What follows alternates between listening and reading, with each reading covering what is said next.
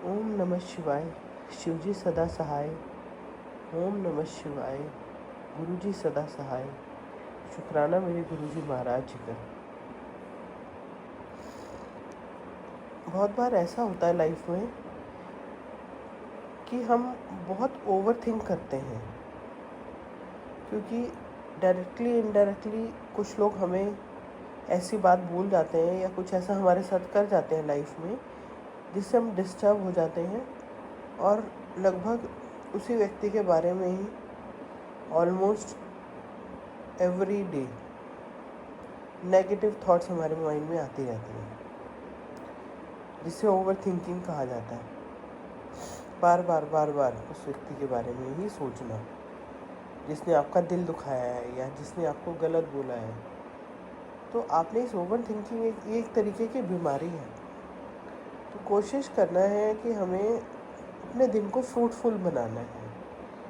जो रोज़मर्रा के जो हमारे काम है वो तो हमें करने ही हैं, और कोशिश हमें ये करनी है कि कुछ समय हमें अपने उन कामों के लिए भी निकालना है जिनको करने से हमें खुशी मिलती है।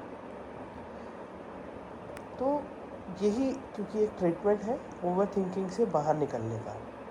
अदरवाइज़ पूरी नेगेटिविटी हमारे अंदर ऐसे भरती चली जाती है जो कि हमारे ना शरीर के लिए अच्छा है ना ही हमारी आत्मा के लिए अच्छा है। क्योंकि जब नेगेटिविटी की एक परत हमारी आत्मा पर जम जाती है तो हमारी आत्मा भी पॉल्यूट होने लगती है, जिसका अल्टीमेट इफ़ेक्ट है वो हमारी हेल्थ के ऊपर पड़ता है, फिज़िकल हेल्थ के ऊपर।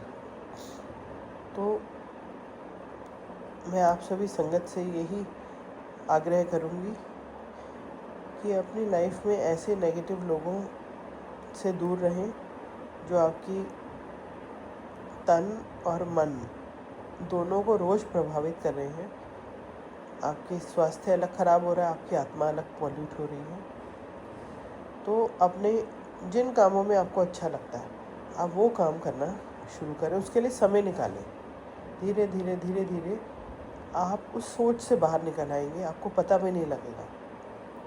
जैसे अगर आपको टीवी देखना पसंद है और समय नहीं मिलता क्योंकि आप बहुत बिज़ी रहते हैं और ऐसे लोगों के बारे में भी सोचते रहते हैं, तो जब ऐसी थॉट्स आएँ तो आपने एकदम से एक रिमाइंडर जैसे सेट करते हैं वैसे एकदम आपका फोकस सोचो। आपको टीवी देखना पसंद है तो टीवी देखना शुरू कर दो।